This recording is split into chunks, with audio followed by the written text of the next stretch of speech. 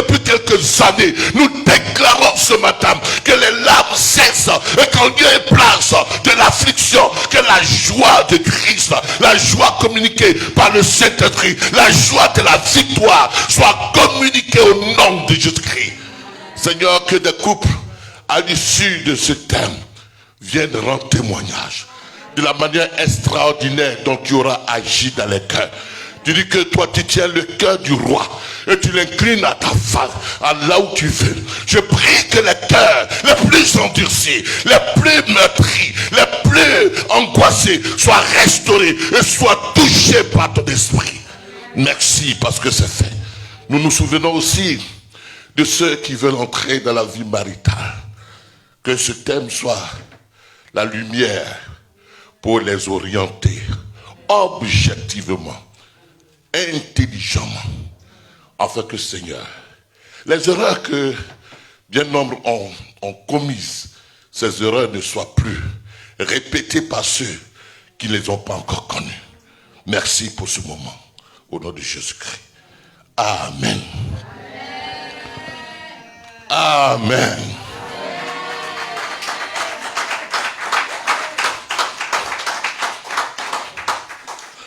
Nous n'allons pas faire le sondage parce qu'il est là. Sinon j'avais une pensée pour toi. Dis à ton voisin, ne désintoxique pas ton cœur. Donc, que ton cœur ne soit pas intoxiqué. Désintoxique ton cœur. Désintoxique ton cœur. Amen. On en parlera dimanche prochain. Mais dis-lui, désintoxique ton cœur. C'est-à-dire, enlève l'intoxication. Enlève l'intoxication dans ton cœur. Vous voyez bien que le proverbiste dit, dans Proverbe chapitre 4, et il dit, garde ton cœur plus que toute autre chose. Parce que là, il est la source de la vie. Jésus disait, le royaume de Dieu est venu parmi vous. Or, le royaume de Dieu, il est descendu. L'homme peut vivre véritablement le ciel sur la terre. Pourquoi? Parce qu'il ne vient pas par le manger, par le boire, il vient par le Saint-Esprit. On se comprend? Donc là où le Saint-Esprit est, là aussi est descendu le royaume de Dieu. Dites Amen. Or, tu ne peux pas être chrétien sans le Saint-Esprit. Et quand le Saint-Esprit vient, la première position qu'il prend, c'est dans ton cœur qu'il se positionne. Donc, le Saint-Esprit est positionné désormais dans ton cœur. Dis Amen. Et donc, le royaume de Dieu prend sa place dans ton cœur. Or, on parle de royaume lorsqu'il y a un roi. Un roi qui occupe un territoire et qui est assis sur un trône. Donc, de même que Dieu est assis sur le trône au ciel, il est de même assis dans le trône, sur le trône de ton cœur. Donc, voyez un peu comment nous faisons. Quand nous gardons le cœur, parce que le Saint-Esprit vient avec la joie, il vient avec la paix, il vient avec, parce que tout ça c'est les attributs de Dieu. Il vient avec la joie, il vient avec la paix, il vient avec quoi? Donnez encore un mot. Il ne vient pas avec la tristesse. Donc quand il y a la joie, alors cela signifie que le roi du royaume, il gouverne tout le territoire de ton cœur. Parce qu'il y dépose l'attribut du ciel, qui est la joie. Il y dépose l'attribut du ciel, qui est la paix. Il y dépose l'attribut du ciel. Tout ce qu'on trouve dans le ciel là, il vient avec ça. Maintenant, le fait que tu intoxiques ton cœur, tu l'intoxiques par la colère, tu l'intoxiques par la rancœur, tu l'intoxiques par la tristesse, c'est-à-dire que tu es en train de faire un coup d'état en disant que non, Dieu, pousse, la colère va s'asseoir. Donc un autre royaume vient automatiquement prendre place en toi.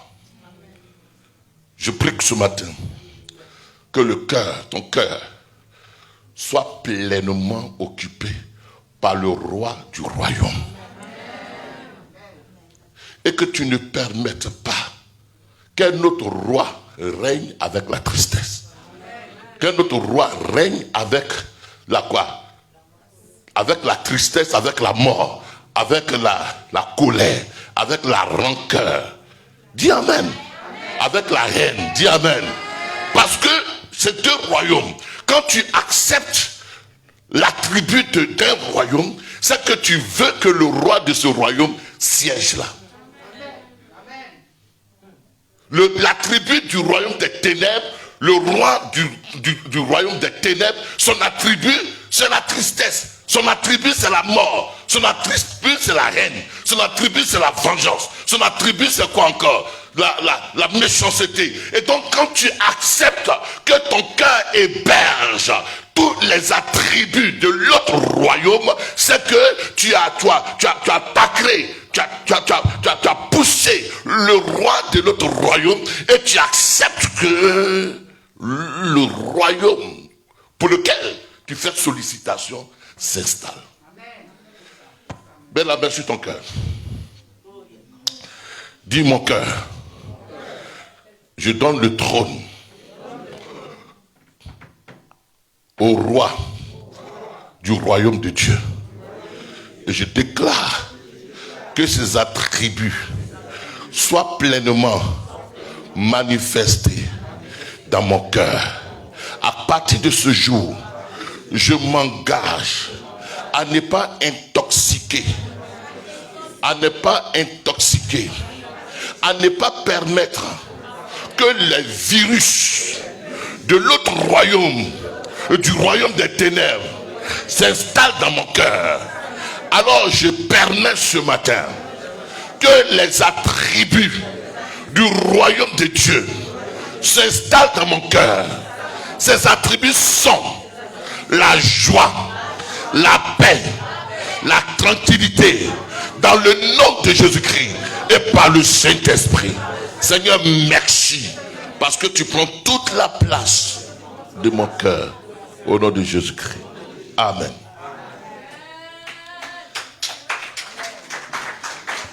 Comprenez-moi, je vous parle par révélation.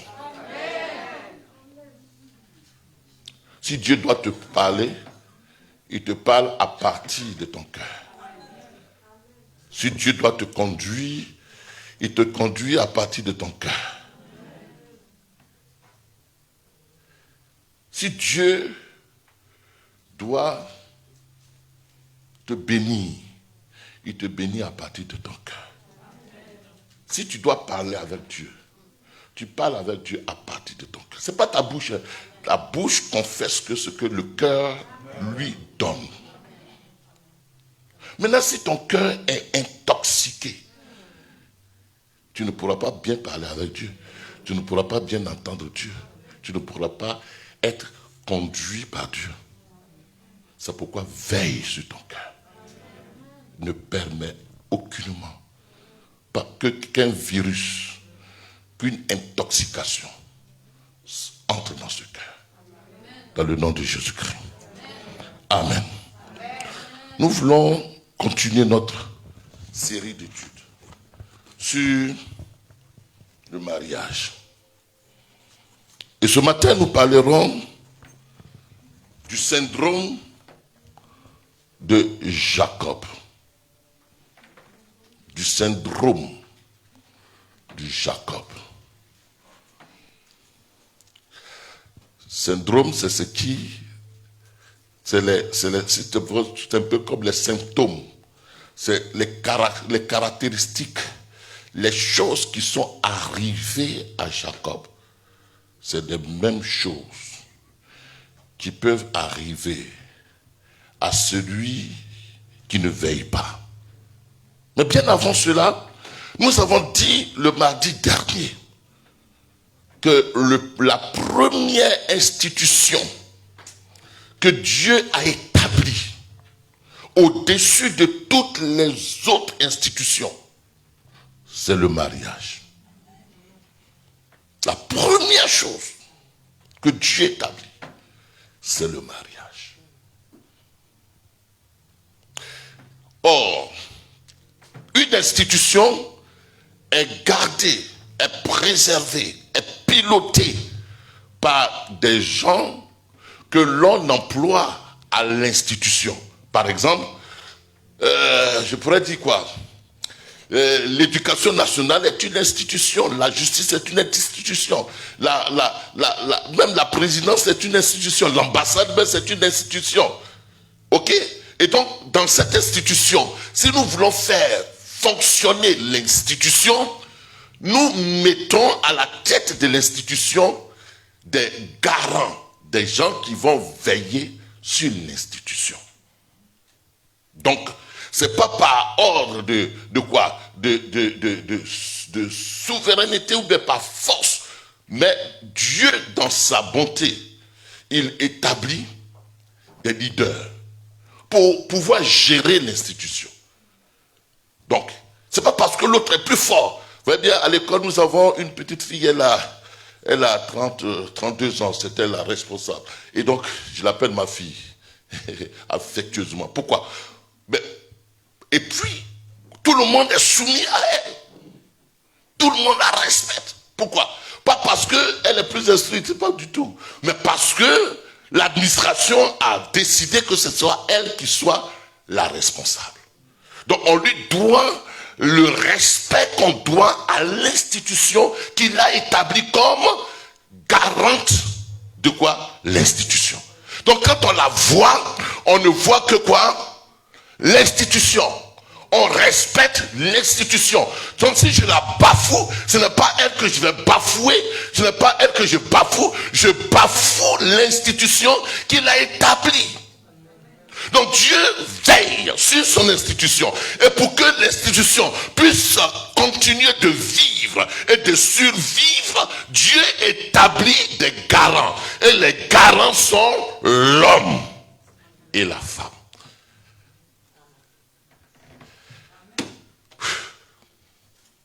Les amis, ce n'est pas une affaire de sauter. C'est une affaire sérieuse, cette affaire-là. C'est sérieux, c'est tellement sérieux qu'on n'a pas besoin de sauter, ni tomber.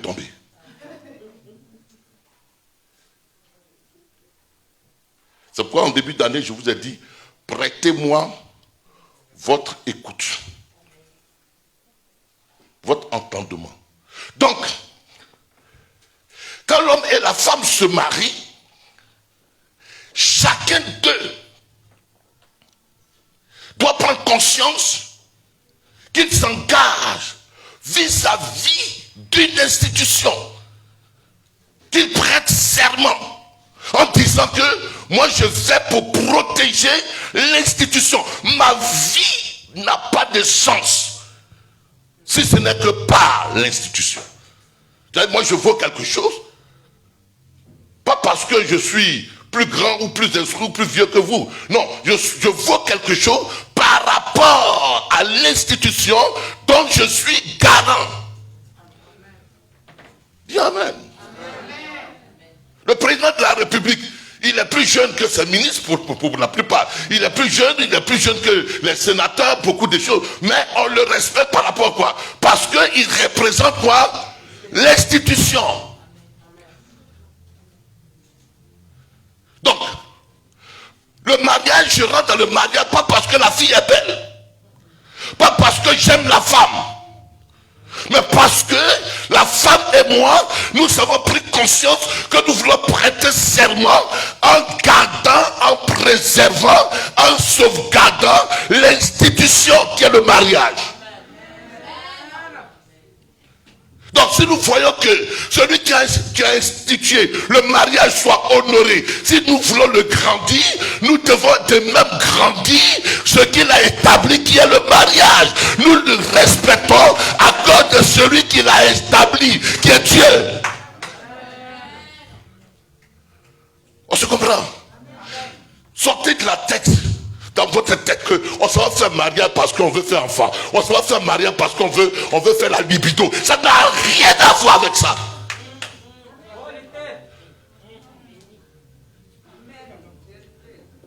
Parce qu'on s'en va représenter celui qui a établi. On est gérant de ce qu'il a établi. On est gérant par respect pour lui. On respecte l'institution. Donc je dis à maman Dakouri, tu vois, toi tu es rentré dans l'institution, tu t'apprêtes à dire, à cause de l'institution, moi-même je ne m'occupe plus de moi. À cause de l'institution, moi-même, je ne m'occupe plus de moi. Je vais me battre pour faire que l'institution soit respectée. C'est pourquoi Hébreux 13:4 dit que le mariage soit honoré. Il n'a pas dit qu'elle est mariée.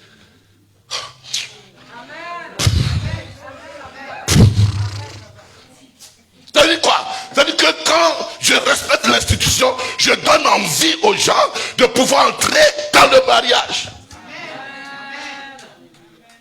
Ça, c'est un sujet qui m'amène à... Ouais. Non, c'est ça. On se comprend ce matin.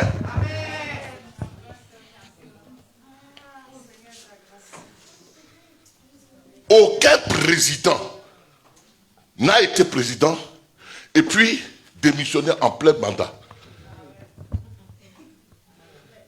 Aucun président n'a été président et fait des choses scandaleuses. C'est-à-dire que des choses qui engagent la nation. Bon, on est filmé, je ne veux pas dire des choses.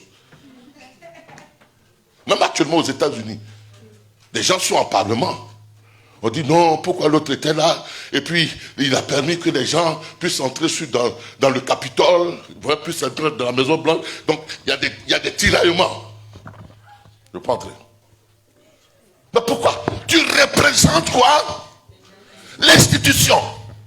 Cette femme, je vais la respecter, pas parce qu'elle est belle ou pas parce qu'elle est quelque chose, mais dès l'instant elle va se marier, mon regard vis-à-vis va changer parce qu'elle est représentante d'une institution majeure. Donc quand on a compris cela, le mariage exclut toute pensée de divorce. Pour ceux qui sont chrétiens, qui comprennent la parole. Je ne dis pas que ceux qui ont failli ne sont pas chrétiens, mais ils n'ont pas compris la parole. Ça dit quoi? Il y a des choses qui sont graves. Toi-même, tu dis, je vais démissionner, je vais divorcer. Mais il y a une institution qui a prêté serment. Donc si tu n'es pas prêt, ne rentre pas. Même il va être mauvais, comment. C'est pourquoi la Bible dit que si le païen veut divorcer, qu'il divorce. Dans ce cas, toi tu es libre. Voilà. Ils n'ont pas dit que s'il est devenu païen, qu'il est devenu païen, il faut le chasser. Ou alors, on va parler du syndrome, s'il est devenu sorcier, il faut le chasser. Lui-même va se chasser. Dis Amen. Deuxième chose. Donc, le mariage, c'est quoi? C'est quoi? Et on respecte quoi? Comprenez avec moi.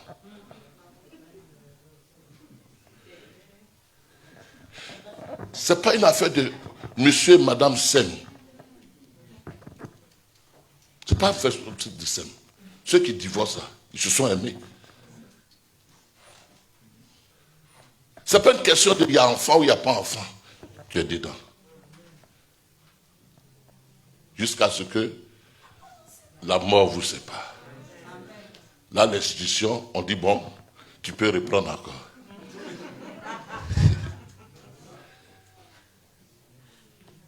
Deuxièmement, le mariage est une alliance. Mais là, je ne vais pas développer ça. C'est une alliance. Dans l'alliance, c'est une alliance tripartite. Il y a toi, il y a l'homme, il y a l'homme, il y a la femme, et puis il y a Dieu. Comme Dieu est dedans, c'est une alliance qui ne se dissout pas. Tu vois? Pourquoi le mariage est devenu une affaire civile? Parce que je suis filmé, je sais. Parce que les réformateurs, quand ils ont combattu le catholicisme, ils ont conservé 2 sacrements, qui sont le sacrement de la Sainte Seine et le sacrement du baptême. Et ils ont dit les autres sacrements là, non, c'est superflu. Et ça fait que dans le protestantisme, ça dit que contre le catholicisme, dans le protestantisme, le mariage a été relevé au niveau du civil, ou des droits civiques, ou c'est ça, pour bon français, enfin, la mairie. Et on l'a retiré de ce qui est sacré. C'est pourquoi vous allez voir que chez les catholiques, là, si tu as divorcé, ça veut dire que tu as renoncé à ton baptême, tu as renoncé à ta communion, tu as renoncé aux autres sacrements. Et tu es considéré désormais comme un païen chez les catholiques.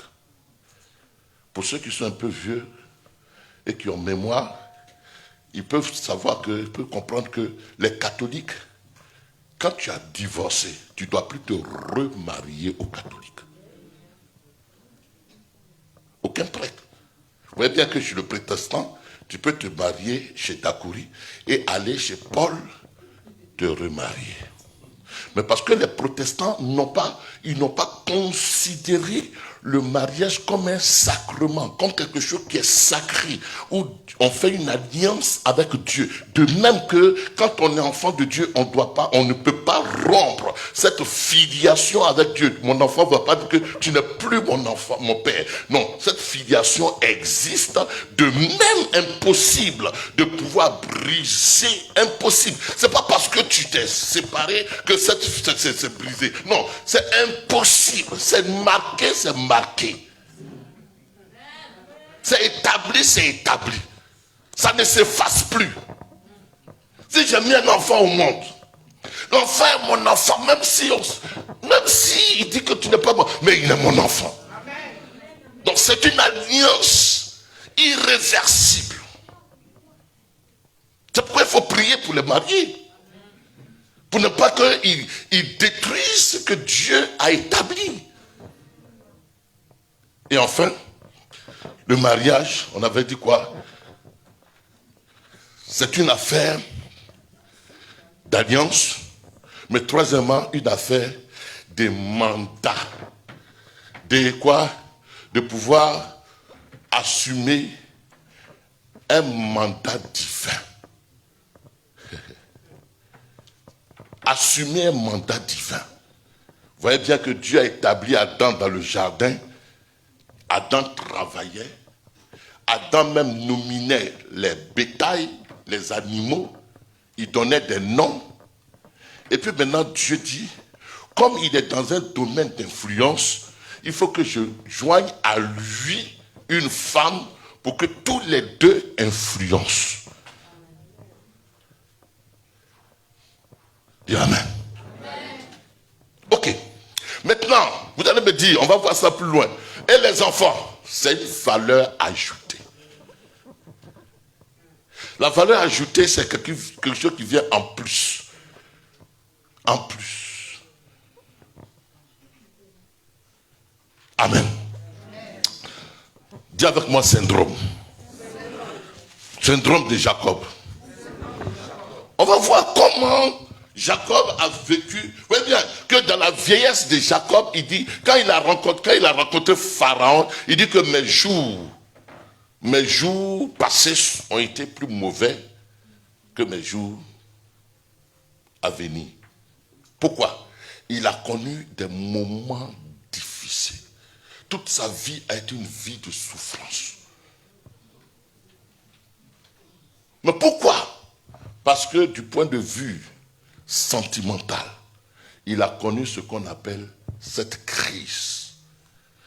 Ce qui était crucial a été détourné. Et il a souffert. Il en a souffert, il en a souffert.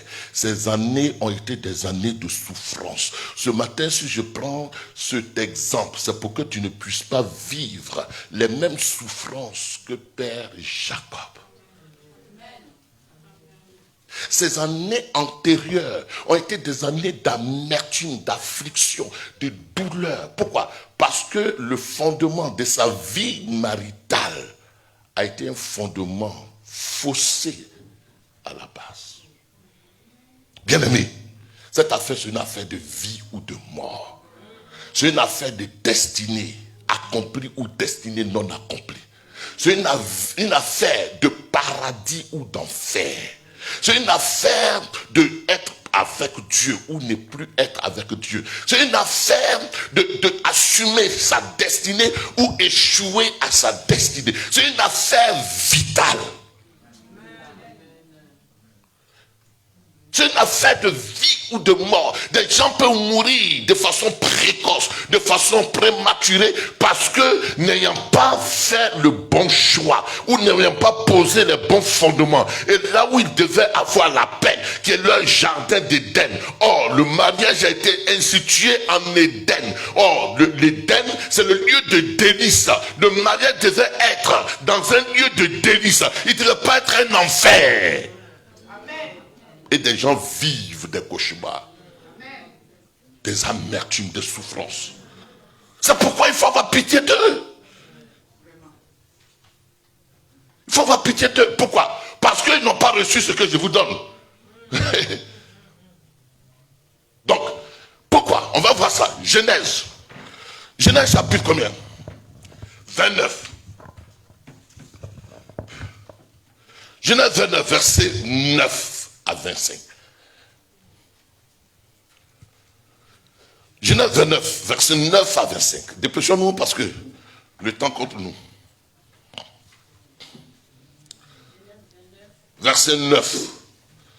Vous savez que Jacob a été béni par son père en lieu et place d'Ésaü. Et donc maintenant il est en partance vers une autre destination où il y a son oncle Laban. Mais en réalité, son oncle, il n'a pas un bon cœur. Laban, c'est un barbailleur. C'est un homme, c'est un doubleur.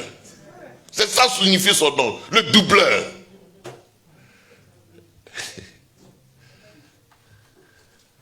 Alors, qu'est-ce qui se passe? Verset 9.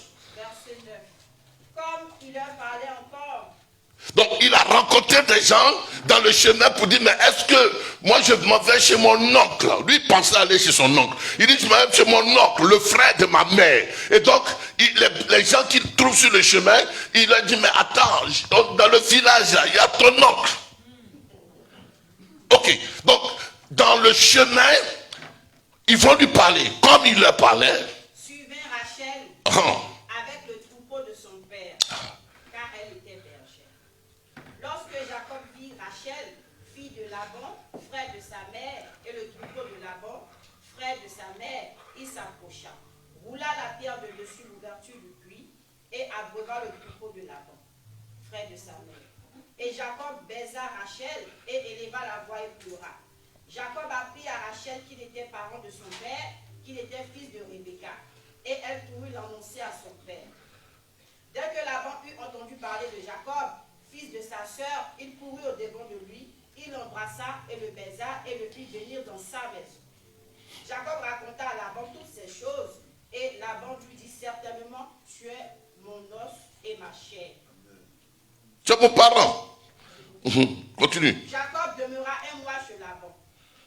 Puis Laban dit à Jacob, parce que tu es mon parent, me serviras-tu pour rien? Dis-moi quel sera ton salaire. Or, Laban avait 2 filles. L'aînée s'appelait Léa et la cadette Rachel. Léa avait les yeux délicats, mais Rachel était belle de taille et belle de figure. Jacob aimait Rachel et il dit, je te servirai 7 ans pour Rachel, ta fille cadette. Et Laban dit, j'aime mieux te la donner que de la donner à un autre homme. Reste chez moi. Il ne connaît pas son cœur. C'est pas de bon cœur il parle. Je vais vous expliquer pourquoi. Oui. Ainsi Jacob servit 7 années pour Rachel, et elles furent à ses yeux comme quelques jours, parce qu'il l'aima.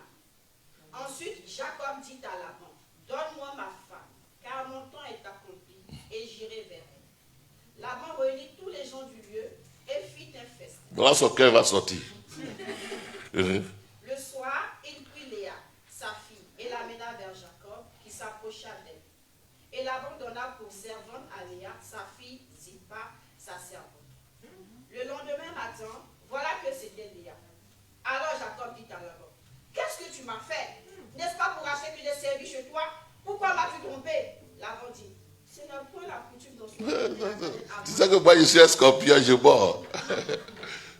Ok, merci. Amen. Laban, c'est un doubleur. C'est un marmailleur. Suivez, s'il vous plaît. Ce jeune homme-là, il a été béni. Il a une richesse, mais qui est d'ordre surnaturel, qui est spirituel. Suivez-moi.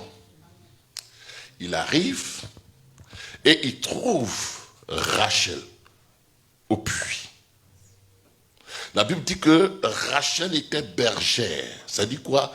Elle avait une activité que, en réalité, que les hommes assumaient. Donc, il faut être courageux. Il faut être vertueux. Il faut être fort. Il faut être résistant. Pourquoi? Parce que déjà, il faut donner à boire à tout le troupeau, mais il faut être gardien des troupeaux.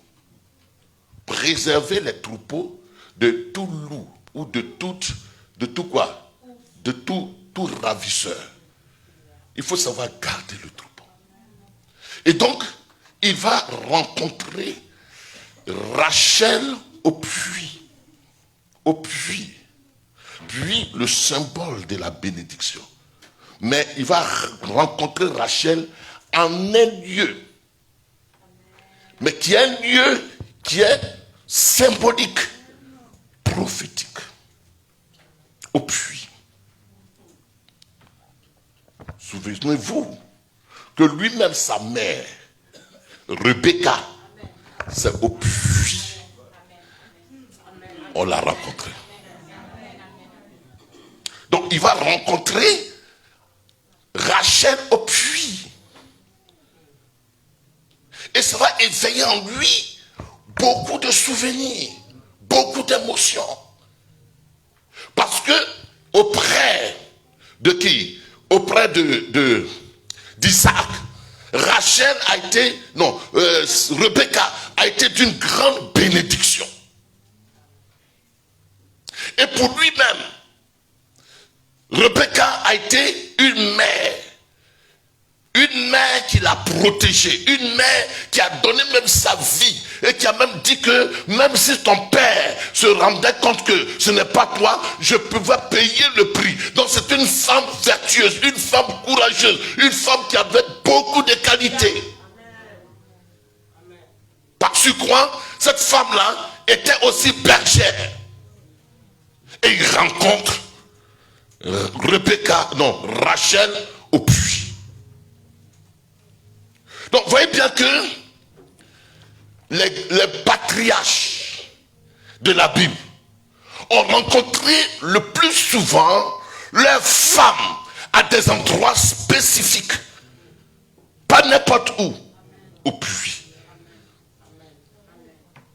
Donc le lieu de rencontre de l'homme de la destinée est aussi important.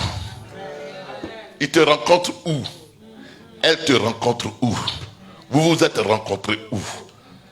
On s'est rencontrés dans un maquis. Il était en train de boire avec ses amis.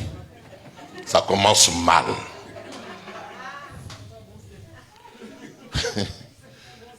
C'est pas un bon signe. Mais le lieu de rencontre. Ok. Donc quand il la rencontre, il voit en elle des qualités, une bravoure. C'est que cette femme-là, elle n'est pas une femme paresseuse. Elle est une femme qui est distinguée par sa bravoure.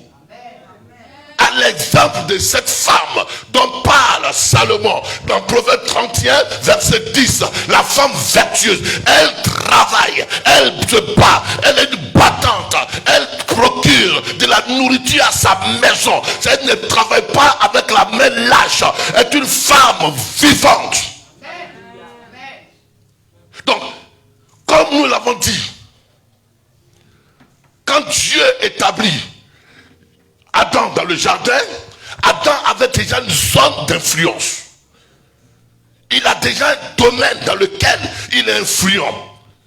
Donc, le mariage, la mariée, ou l'homme que tu dois épouser, renseigne-toi. Dans quel domaine il est influent? Quel est son domaine d'influence? Ton centre d'impact? Il fait quoi? Dieu l'a établi à faire quoi? Il est créé pour faire quoi? Est-ce qu'on se comprend? Ok. La Bible déclare que les deux ont pleuré. Ils l'ont embrassé et ils ont commencé à pleurer. Bon, les traducteurs de la Torah disent que beaucoup de choses se sont passées là. Quand ils se sont rencontrés là, beaucoup de choses se sont passées là. C'est-à-dire que le cœur a réagi. Parce que Jacob, c'est quelqu'un qui est béni. Et quelqu'un qui est béni ne peut rencontrer que quelqu'un qui est béni. Et quand tu as la grâce de Dieu, l'Esprit de Dieu te connecte à quelqu'un qui a aussi la grâce de Dieu. Donc il y a une connexion. C'est-à-dire que selon la nature que tu es, cette nature-là ne peut attirer que les gens de la même nature que toi. Il y a des gens, tu vois, et puis l'esprit qui est en toi, l'esprit de Dieu te dit, c'est lui. Ça passe. C'est lui. On n'a pas besoin d'intermédiaire. C'est lui. Donc, dans ce moment de rencontre-là, beaucoup de choses vont se passer. Parce qu'il voit Rachel. Il voit Rachel. Et son âme, l'esprit de Dieu, la grâce de Dieu, frémit au-dedans de lui que c'est elle. C'est pas quelqu'un qui va hésiter, qui va dire non, est-ce que... C'est pas une affaire de parenté, hein. Ça c'est une affaire de mariage qui se produit là au puits. C'est leur affaire. Leur cœur a commencé à se connecter l'un à l'autre depuis le puits.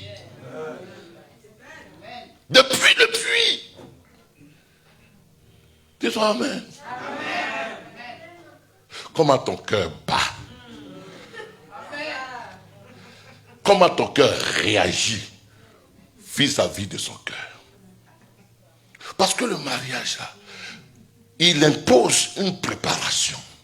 Et dans la préparation, la femme dit, Seigneur, rends-moi meilleur pour que je puisse donner le meilleur à mon homme. La femme aussi prie, l'homme aussi prie, Seigneur, donne-moi d'être le meilleur pour que je puisse donner le meilleur à ma femme. Donc, n'entre pas dans le mariage pour que l'autre te rende meilleur. Rentre dans le mariage parce que tu es préparé à être meilleur et à donner le meilleur que tu as au partenaire. Et la meilleure, l'autre aussi. Elle veut donner la meilleure. C'est deux meilleurs qui se rencontrent. Et c'est deux donateurs du meilleur de ce qu'ils sont qui se rencontrent. Donc là, il pleure parce qu'il sait qu'il est un homme béni. Et il est un homme qui a été traité par tout ce qui s'est passé dans son passé. Et il va rencontrer une femme, il va donner le meilleur. Et la femme, il va faire 14 ans. Ça prouve que Jacob n'était pas un paresseux. Il était quelqu'un qui était capable de donner le meilleur de lui-même pour Rachel. Et Rachel aussi, elle va rencontrer quelqu'un, elle va donner le meilleur de ce qu'elle a à Jacob. C'est quand on se marie, c'est le meilleur que tu as, que tu apportes à contribution. Si tu veux attendre que l'autre apporte seulement son meilleur, ça n'ira pas loin, ça n'aboutira pas. C'est le meilleur que chacun a, qu'il apporte à contribution. Sors de la mentalité de je suis venu me marier, ou alors je vais la marier et puis elle va m'arranger. Non, c'est pas elle va t'arranger. Tu vas l'arranger en quoi? Et elle va t'arranger en quoi? C'est deux contributeurs qui se racontent et qui donnent le meilleur de leur contribution.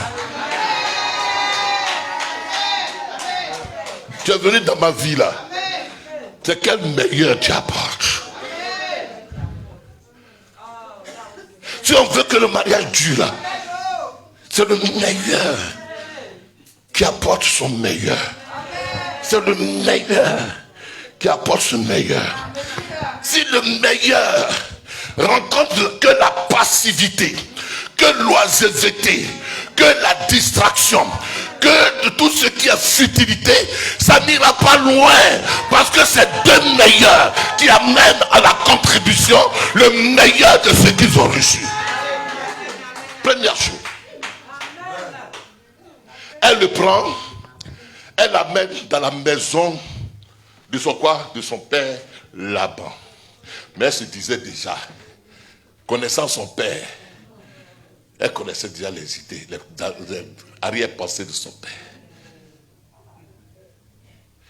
Elle n'est pas restée dans les coulisses avec lui. Sa mère n'existe plus. La mère de Rachel, elle n'était plus.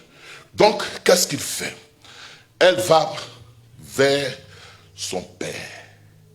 Son père, certainement, est un homme avisé, un homme responsable. Elle ne reste pas dans les coulisses avec Jacob. Elle ne lui dit pas cachons-nous. Elle va dans la maison de son père. Il t'a marié. Ou alors tu es avec elle. Et tu ne l'as jamais amené vers ton père, mais ton père spirituel. Tu commences mal. C'est-à-dire que dans votre affaire là, vous avez déjà conclu, et puis tu mets ton père spirituel sur les faits, devant les faits accomplis. Il t'a même pas donné le meilleur de ce qu'il a comme conseil. Et puis tu le mets devant le fait accompli. Vous avez déjà tout arrangé. Peut-être même que vous êtes enceinte. Et puis il est devant le fait accompli. Là, le pasteur va dire quoi? Il va dire quoi? Tu as déjà accepté. Vous avez déjà fait les programmes. Et puis le pasteur, oh papa, je suis venu, vraiment, voilà l'homme l'a dit même. Bon, quelle prière on va faire maintenant? C'est des prières hypocrites. Parce que là, les positions sont déjà figées. Emmène le vers ton père. Et même si ton père, il est quelqu'un qui va vouloir s'opposer, parce que c'est de Dieu, parce que les mariages sont célébrés au ciel d'abord, et puis ils se réalisent sur la terre. Alors, il faut d'abord, vous avez votre portable, il faut d'abord soumettre ça à la maison. À la maison. Et si tu vois que ton père résiste, tu vas discerner les raisons de son hésitation. Il se pourrait que dans sa réticence, Dieu soit dedans. Si ton papa il est spirituel, Dieu va être dedans. Parce que lequel des hommes ne veut pas que sa fille se marie? Peut-être qu'il va apporter ses conseils avisés. Il pourra vous apporter son conseil. Il ne faut pas avoir peur de sa réaction. Amène-le. On se comprend? Amène-le. Sors de l'anonymat. Sors des couloirs. Il faut se quitter dans l'ombre. Viens en plein jour. Fais la déclaration de tes impôts. Mais tu dis que c'est ton père spirituel. Et puis lui, ses conseils-là. C'est-à-dire que tu t'en moques quoi? En quoi il est père spirituel? Bon, tu le caches. Qu'est-ce que tu te reproches et puis tu le caches? Quand on a voulu se marier, j'étais encore étudiant, je suis allé vers mon pasteur. Il dit non, attends. Je suis sorti de son bureau, j'étais fâché. Il dit attends. Je dis non, il dit finis tes études d'abord. J'étais fâché vraiment ce jour-là parce que nous, notre date, il dit attends. Et puis il dit bon, passons à autre personne. Mais il a eu raison de me dire attends. Disons amen. Amen. Ne reste pas. Parce que notre devoir, c'est de vous encadrer. Notre devoir, c'est de vous conseiller. Notre devoir, c'est de vous accompagner par la prière. Tu vois, quand je dis qu'il a pleuré parce qu'il s'est souvenu que vraiment Rachel, et dans Rachel, il a vu le visage de Rebecca. Quand vous êtes un homme de Dieu, là, vous êtes une femme spirituelle, il y a des choses que Dieu vous révèle au sujet de la partenaire. Alléluia. Là n'est pas la question.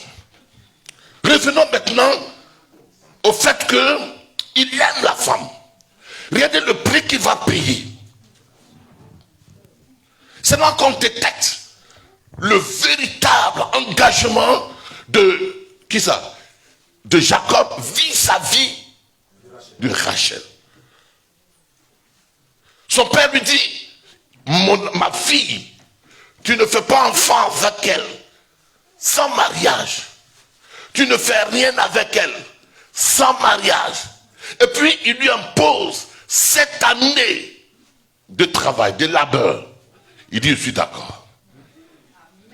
L'amour véritable est patient. L'amour véritable, là, il ne se fait pas avec peur de perdre l'autre.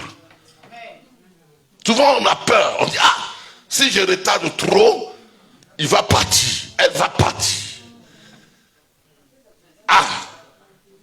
Bon, si je ne concède pas à ses caprices, il va partir. C'est pourquoi Pierre dit, vaut mieux obéir à Dieu qu'aux hommes. Or lui, il a ses caprices qui sont contre la pensée de Dieu, la parole de Dieu. Il dit non. Toi-même, tu sais que on ne peut pas acheter une chaussure ici, on ne met pas son pied dedans. Donc il faut que je mette mon pied dedans d'abord pour voir si c'est bon. Or toi, tu sais que cela va en contrario avec ce que ton père t'a enseigné. Et puis pour plaire, pour conserver, tu vas conserver, tu vas céder à ce qui vient à toi, en opposition avec l'éducation que tu as reçue. Pour plaire aux hommes. Il travaille pendant 7 ans. Il reste pendant 7 ans. Mais moi, ce qui me choque, personnellement, au jour du mariage, Jacob organise le mariage. J'imagine, il était sapé. Il était content. Et puis, au jour du mariage, on lui présente Léa. Et il passe toute la nuit avec Léa. Il embrasse Léa. Il embrasse Léa. Il fait ce qu'un homme doit faire pendant les noces avec une fille toute la nuit. Il se réjouit toute la nuit.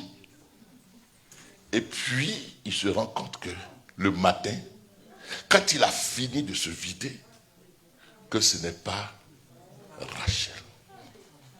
C'est là. Les gens disent souvent que l'amour rend aveugle, mais le mariage ouvre les yeux.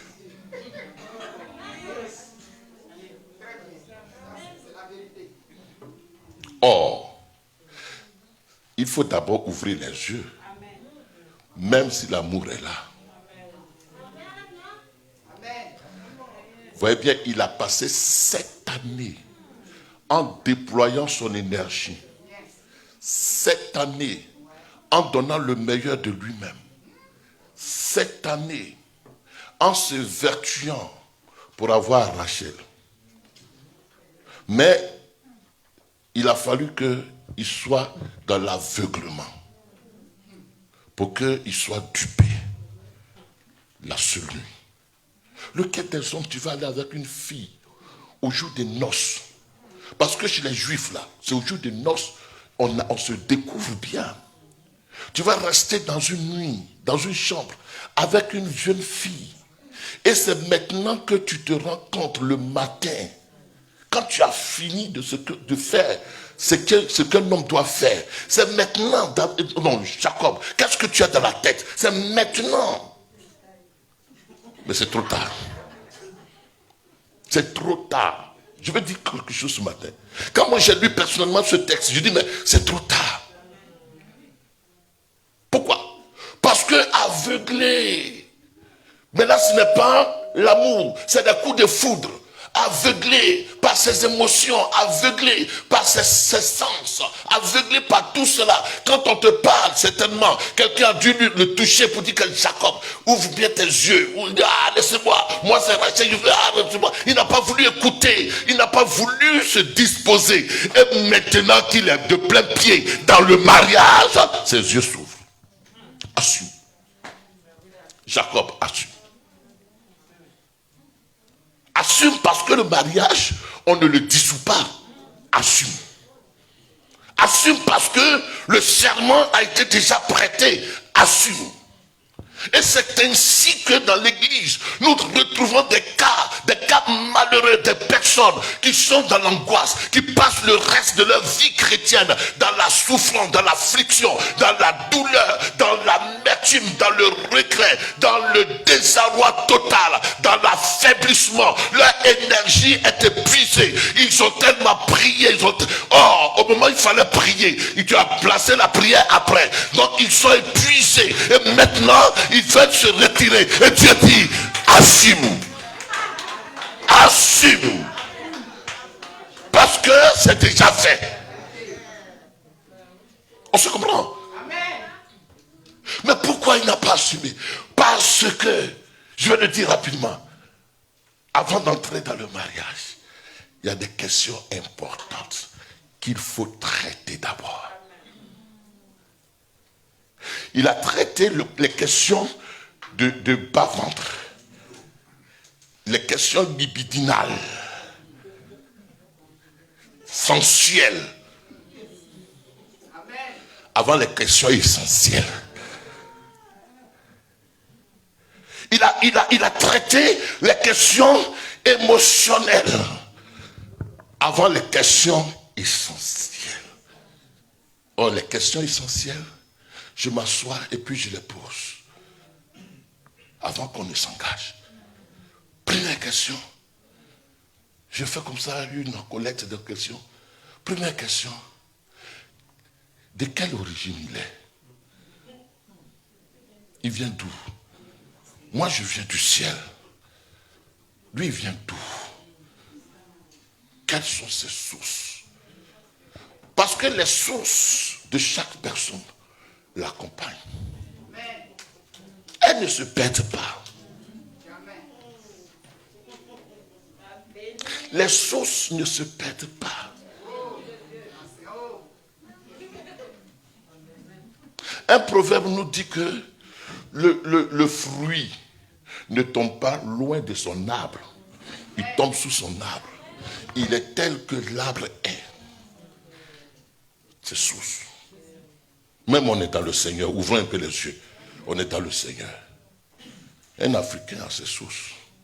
Un Occidental a ses sources.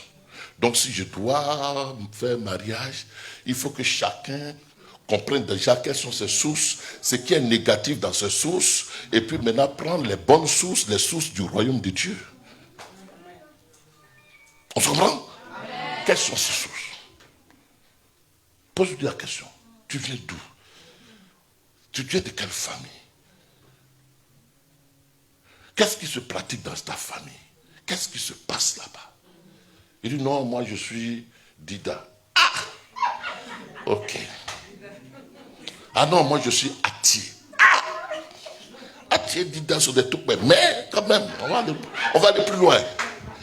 Alors, est-ce que tu n'as pas gardé les symptômes de Dida, les symptômes de Atier? Est-ce que tu n'as pas gardé des choses? Qui est ton père même? Qui est ton père? Ça, c'est du point de vue naturel. Maintenant, du point de vue spirituel, qui est ton père? Qui est ton père? Quelles sont tes sources spirituelles? Deuxièmement, si tu as vu ces sources, parce que ces sources-là vont définir qui il est. On est d'accord? Les sources de quelqu'un vont définir ce qu'il est. Ces origines vont définir. En lui, il a les germes de son origine. Maintenant que nous sommes en Christ, nous portons en nous les germes de Dieu. Alors il faut que ces germes-là soient manifestés. Deuxièmement, ok. Là on est dans, ça c'est une affaire normale, hein, c'est pas une affaire. Deuxièmement, dis-moi un peu, raconte-moi ton passé. Raconte-moi ton passé un peu. Je suis au sérieux. Parce que quand tu vas te marier, tu hérites de cet homme. Tu hérites un héritage, c'est hériter son passif et son actif. Son passé douloureux et son passé bien. Bon, pourquoi? Parce que ces questions-là, tu les poses pas pour que tu le rejettes, mais pour que vous puissiez solutionner ce qui n'est pas conforme à la parole de Dieu.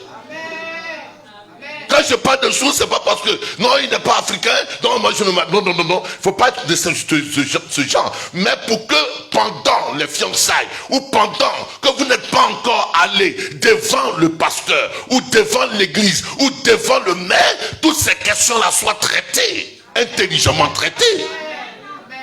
Parce que tu épouses quelqu'un avec son passif et son actif, avec son passé douloureux et son passé plein d'amertume. Peut-être qu'il a été quelqu'un qui a été maltraité par la femme qu'il a laissée avant, ou par une femme, ou par un père, ou quelqu'un passé qui a déchiré son cœur. Donc il faut que tu te rendes compte que son passé n'est plus d'actualité dans sa conduite. Parce que tu vas être victime de ce que toi tu n'as pas semé. Il est déjà quelqu'un de blessé. Quelqu'un qui est blessé blesse. Quelqu'un qui est malade, il sera toujours malade. Quelqu'un qui suspecte tout le monde. Quand il va arriver dans le foyer, il va suspecter quelqu'un qui a été trompé. Il risque d'avoir peur de toi parce qu'il va se dire que tu vas le tromper aussi ou tu vas la tromper. Donc soignez ce passé. Mais soignez-le avec la parole de Dieu. Pour ne pas qu'il rentre dans le mariage avec un cœur qui n'est pas cicatrisé. Avec une âme brisée. Bon, si tu ne fais pas bien et que tu dis que non, je vais trouver une femme pour qu'elle va m'aider. Alors il faut que tu sois responsable parce que lui dit que tu vas l'aider. Donc il faut avoir une poitrine pour l'aider. Il faut avoir des muscles pour l'aider. On se comprend ce matin? Bon, si ça n'a pas été fait, que vous êtes déjà dedans, vous êtes dedans maintenant. Dis-lui, dis qu'il te dise. Qu'il te dise. On se comprend? Qu'il te dise quelles sont ses faiblesses. Qu'est-ce qu'ils te disent? La Bible dit dans Genèse chapitre 2, verset 25, Adam et Ève étaient quoi? Étaient nus et n'en avaient pas. Donc c'est le lieu qui te dit, ah, moi là vraiment, sur ce plan-là, je suis faible. Aide-moi. Moi je pense que l'erreur que nous avons tous, en tant que jeunes, quand j'ai vu maman Dakouré, elle est belle toujours, mais tellement elle était belle, j'ai dit, ah, vite, vite, vite, vite, ah, mais c'est pas, j'avais raison parce que c'est la plus belle de l'église. Alléluia. Mais, si tu as peur, ça c'est mon expérience, qu'elle découvre tes faiblesses. Et si elle n'est pas prête à aider quelqu'un qui a des faiblesses, c'est pas la peine. Parce qu'on est dans le mariage pour que l'autre découvre ou alors connaisse tes faiblesses et qu'il assume sa responsabilité en aidant à combler ses faiblesses. Il ne faut pas avoir peur que quand il va ou elle va connaître mes faiblesses, elle va me quitter. C'est pourquoi c'est le lieu d'avouer ses faiblesses. Non, tu sais que moi, on s'est promené dans le monde. J'ai traîné ma bosse quand j'étais instituteur dans tel village. J'ai laissé 2 enfants là-bas. Et quand j'étais en poste, j'ai laissé 1 enfant là-bas. Bon, après quand on est parti à un séminaire, donc à mon actif j'ai 3. Maintenant elle ou il, connaissant ton passé, quand quelqu'un viendra lui dire des choses à ton sujet, elle n'aura pas peur. Elle est déjà informée. Tu vois, elle est déjà informée. Pardon, ce que je dis ce matin, ce n'est pas une affaire de ribababa, c'est une réalité de la vie. Parce que si tu n'as pas dit, maintenant que la personne va découvrir ça, alors que le mariage, tu auras brisé son cœur. Et les femmes, vous aussi acceptez qu'il vous dise ses faiblesses. Parce que le problème des hommes, c'est là. Parce qu'il dit, mais s'il dit à ma femme mes faiblesses, est-ce que ça ne va pas devenir problème même?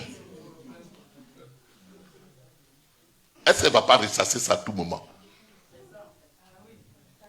Est-ce que je vais avoir la paix même? Et pourtant, on est sur un terrain qui est glissant, honnêtement.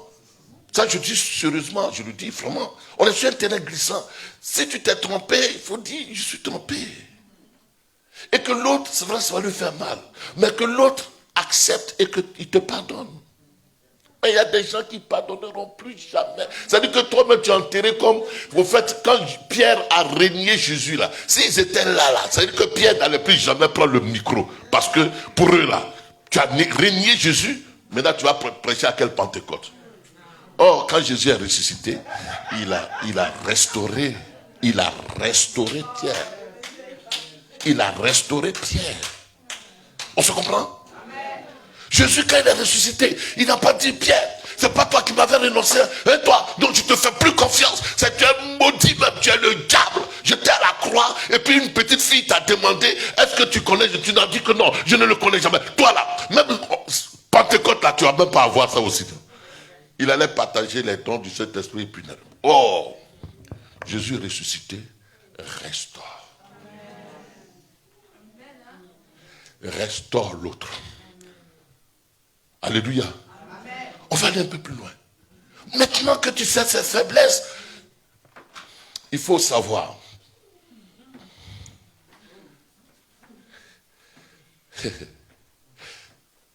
Connaître sa croyance et sa foi.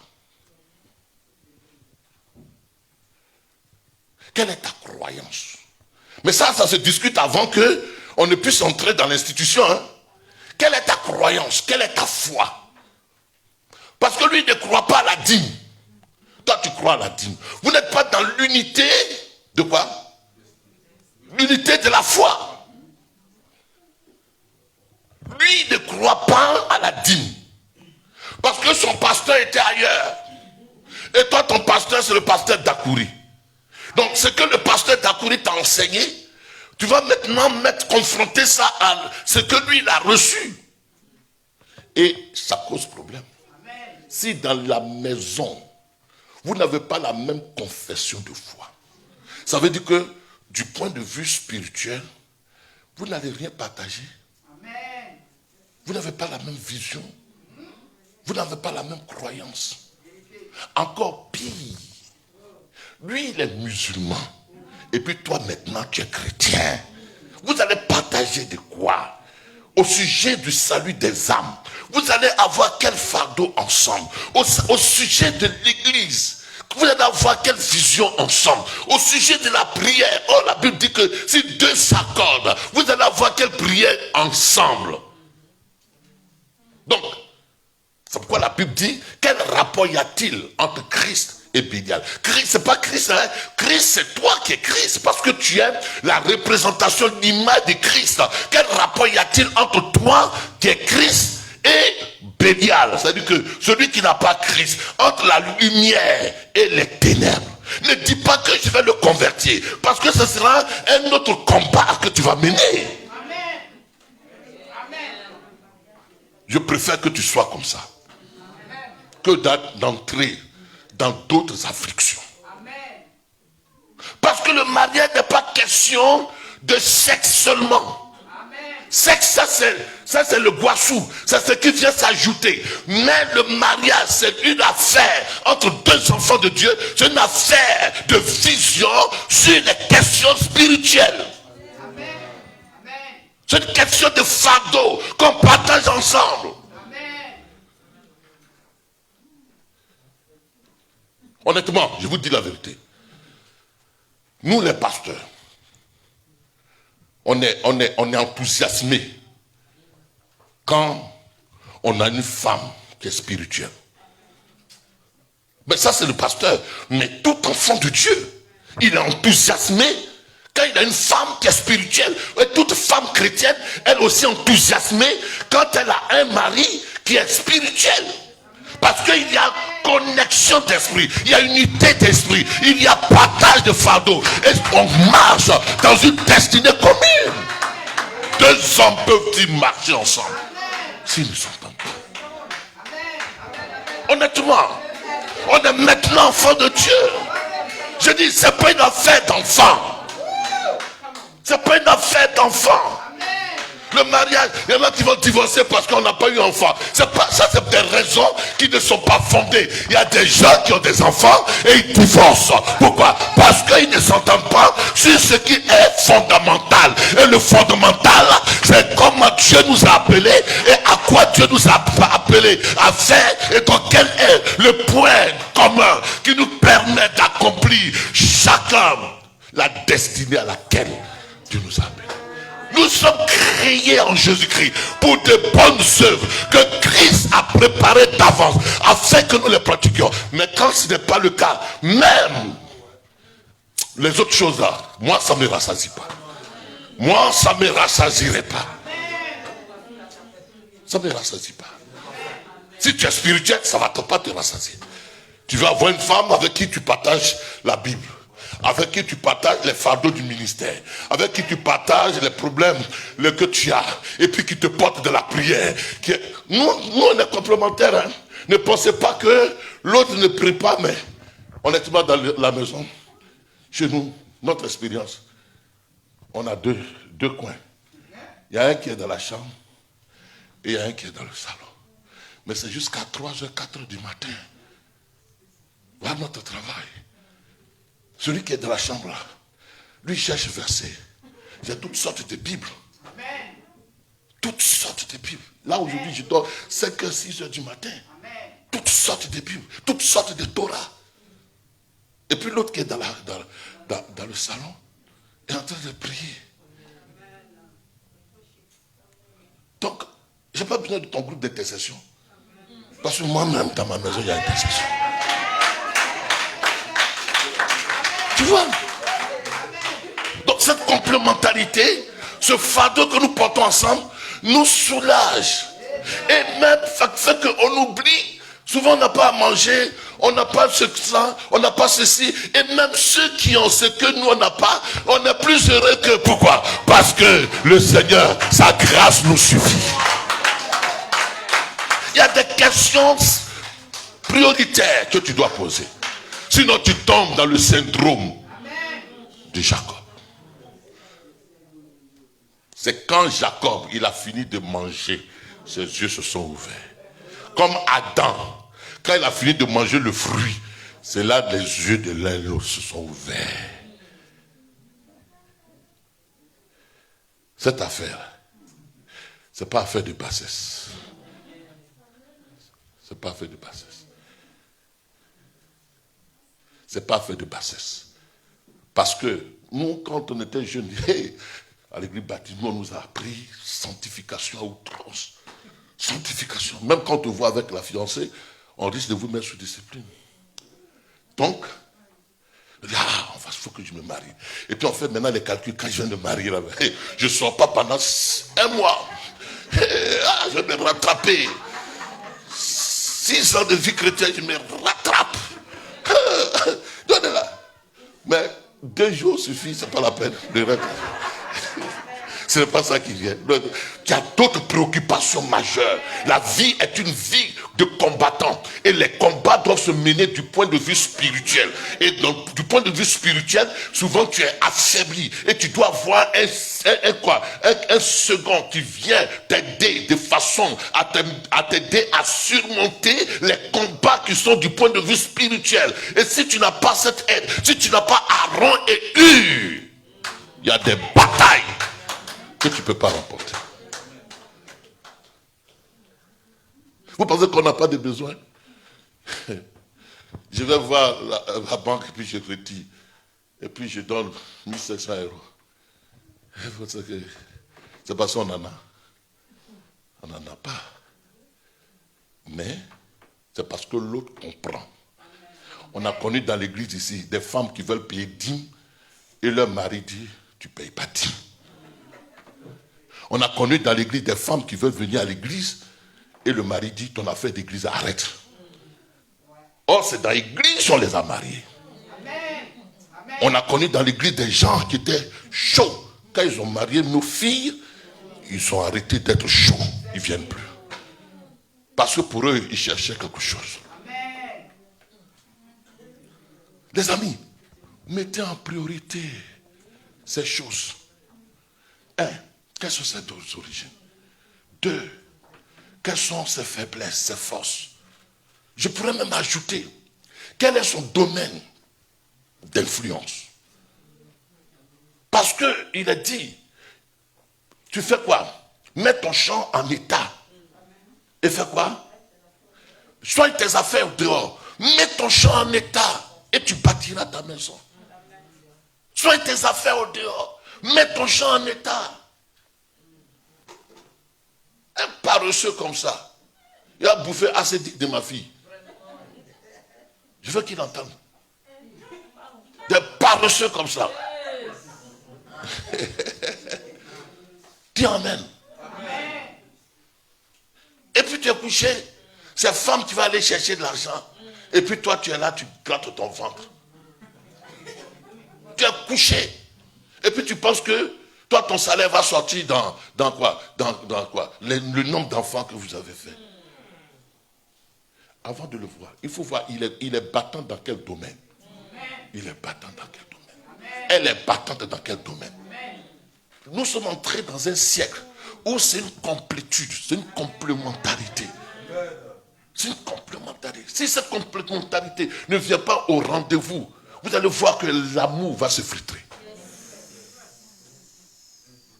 C'est pas simple, même que tu as prié en langue, mais ça va se filtrer. Parce que quand tu payes le loyer, quand tu payes l'énergie, l'électricité, quand tu payes tout cela, et puis maintenant, toi-même tu vois que tu es en découvert. Et puis elle va dire, chérie. Non, c'est pas une affaire de chérie. C'est une réalité. On a des réalités qui sont là. Donc, battons-nous. Alléluia. Alors, je vais terminer avec un dernier point. Je vais terminer avec ce dernier point. Qu'elle aime sa croyance. Quelles sont ses faiblesses? Déjà, quand vous êtes fiancés même, comment il communique?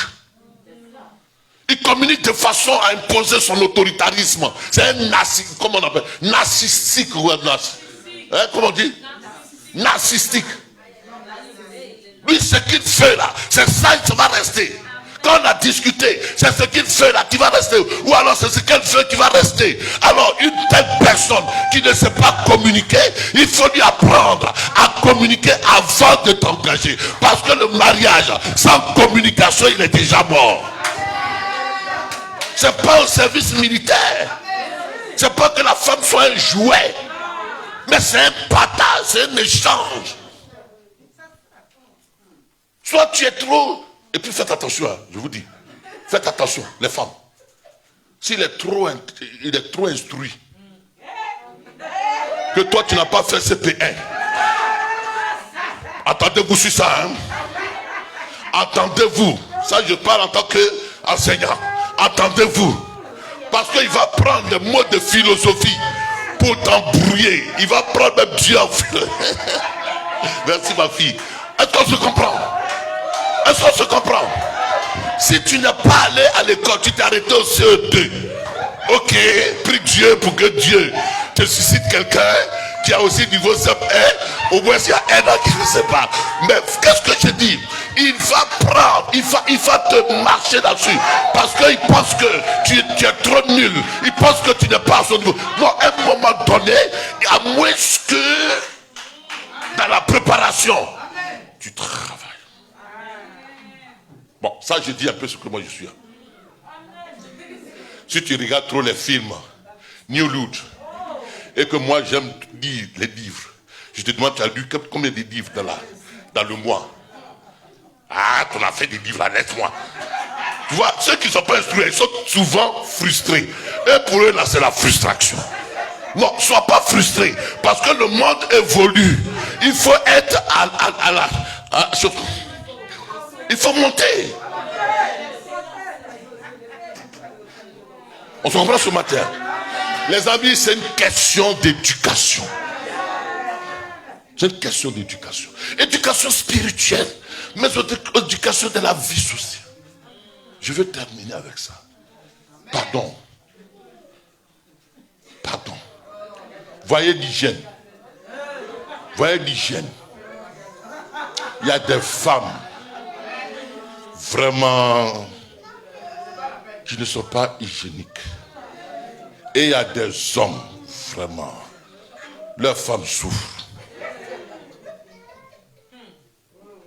Dieu merci, moi j'ai eu femme. Elle me dit, tant que tu ne t'es pas lavé, tu ne te couches pas là. Et bien tu peux coucher comme ça, moi je couche. Même sur le lit que tu as acheté là, tu ne te couches pas. Pourquoi? Parce que la personne se plaît dans la propreté. Et une femme, un homme, doit être propre. Tu rentres dans la maison, tu dois voir la propreté. Pas la saleté. On a le témoignage à Abidjan d'un chrétien qui nous a appelés. Pasteur, quand je vous parle toujours, vous ne me croyez pas. Viens aujourd'hui à la maison. Tu vois les habits qui sont dans le seau là. Ça fait 2 semaines. Tu vois comment les mouches sont partout. Mais parce que la personne n'est pas habituée à ça. Il y a des femmes et il y a des hommes qui ne sont pas propres.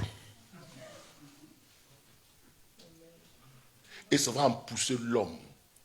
Quand il va voir ce qui est propre dehors, il va. Ça va mener la femme. Comme elle ne peut pas aller dehors, elle va être toujours dans la tristesse. Et l'amour ne va plus être au même niveau. Une femme doit être propre. Un homme doit être propre. Une femme doit avoir ici bien. Un homme doit avoir ici bien. Mais pour toi, c'est fou. On dirait forêt classée. Et puis c'est là. Forêt classée. Et le frère même, il est découragé. Dis Amen. Alors, je vais terminer. La Bible dit que celui qui trouve une femme, celui qui trouve une femme, Proverbe verset 18, chapitre 18, verset 22, celui qui trouve une femme a trouvé le bonheur. Je n'ai même pas parlé des 4 tempéraments. Il y a des tempéraments qui ne sont pas associables. À moins que le travail soit fait à l'avance, que Christ ait transformé les tempéraments. Parce que les tempéraments, ça c'est encore un autre cours. Il y a des gens qui ne sont pas cohabitables. Tu lui dis quelque chose. Il y a des gens qui sont feu, flamme. Il y a des gens, ils ne peuvent pas parler d'une affaire du couple doucement. Il y a des gens, tu ne peux pas lui donner conseil, ils sont frustrés. Ils sont tellement sensibles aux reproches. C'est ça la communication. Et ça, c'est des éducations que souvent on a ratées et qui doivent être bien reprises. Vous voyez bien? Il y a du boulot, honnêtement. Il faut associer le spirituel avec ce qui est quoi? Le social. Mais attendez, il y a des femmes de Dieu qui prêchent la parole et qui divorcent avec leur mari, non? Hein? Est-ce qu'elles ne sont pas spirituelles? Elles sont spirituelles, mais il y a le tempérament. Bien-aimés, nous devons travailler l'état de notre cœur. Et la Bible dit, celui qui a trouvé une femme, a trouvé quoi? Est-ce que tous ceux qui sont mariés, ils ne trouvent pas? Ils n'ont pas trouvé? Non, parce que le mot trouver là, faire recours à un investissement. Celui qui s'est employé à chercher dans la prière, à chercher dans ce que je dis, à chercher avec diligence, à chercher. C'est la même chose pour la femme qui a cherché et qui a trouvé. Le fait de trouver là, c'est le fait que le Saint-Esprit a travaillé et il a permis des connexions de façon utile. Et je prie ce matin que ton foyer soit un lieu de repos, un lieu de restauration. Je prie ce matin que toutes ces questions que nous avons abordées, c'est vrai qu'elles semblent des questions que tu sembles connaître, mais qu'elles soient des questions auxquelles tu prennes conscience, parce que on ne se marie pas d'abord on vérifie toutes ces questions avant de se marier. Que Dieu t'aide à comprendre qu'il y a du travail à faire sur toi-même. C'est sur toi-même. Souvent, on n'a pas fini le travail sur soi-même et on veut le faire sur l'autre. Non, sur toi-même. Bien-aimé, que ton cœur soit un cœur qui soit transformé, qui soit assagi. Que ton cœur soit un cœur qui soit lavé par la parole de Dieu. On va se tenir debout.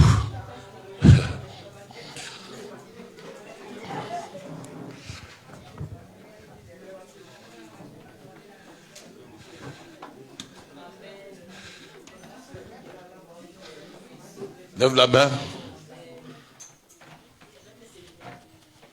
Est-ce que tu es prêt? La Bible dit que celui qui désire se marier, c'est une chose excellente. Mais est-ce que tu es prêt? C'est pourquoi viens dans la maison de ton Père. il va t'instruire. Les erreurs que nous avons faites, nous ne voulons pas que tu les reproduises. Et si ton couple est malade aujourd'hui, ce n'est pas la fin des choses. Dieu peut changer encore la donne. Il peut encore rétablir. Alors pendant que ta main est levée, je prie une chose, une prière solennelle. Que ton cœur soit guéri. Que ton cœur soit guéri.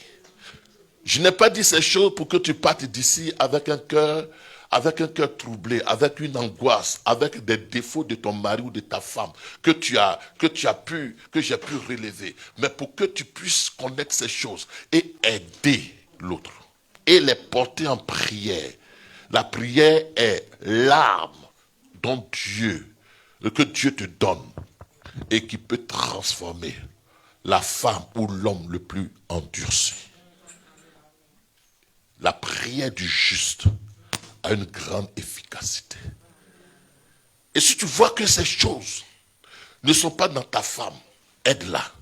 Si tu vois que ces choses ne sont pas dans ton mari, avec humilité, aide-le. Et s'il n'est pas prêt à recevoir ton aide, sache que le Saint-Esprit peut être envoyé en mission pour faire ce que toi, tu ne peux pas faire. Mais ce matin, j'ai dit ces choses. Pas pour que tu sois triste et que tu regrettes, mais pour que tu réalises que tu dois faire du travail à ce niveau. Seigneur, nous te bénissons pour ces conseils qui ont été prodigués. Et je prie que ces conseils soient utilement utilisés et qu'ils puissent servir au bien, à la restauration, à la guérison, au rétablissement de l'ordre dans la maison. Nous bénissons ce matin nos sœurs qui ne sont pas encore mariées, nos frères qui ne le sont pas. Nous prions également que les couples qui sont en difficulté, Père, que ton règne vienne et qu'il établisse l'ordre dans ces couples. Au nom de Jésus-Christ. Amen. Que Dieu vous bénisse.